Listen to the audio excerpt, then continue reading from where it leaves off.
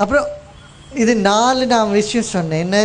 ஒன்று, இல்லாமையை போக்கடிக்கணும், அசுத்தத்தை போக்கடிக்கணும், அஞ்ஞானத்தை போக்கடிக்கணும், அநியாயத்தை போக்கடிக்கணும். இது 4 ஆச்சு இல்லையா? இது 4க்கும் பேஸாக இருக்கிறது என்ன? அகந்தே, அகங்காரம். அகங்காரம்னா என்ன? நம்மளுக்கும் மற்றவங்க நடுப்புறையும் ஒரு வால் கிரியேட் பண்ணிடுறோம். நாம் ஒரு செவரு போட்டுறது, நான் வேற நீ வேற அப்படின்னு பார்க்கறது.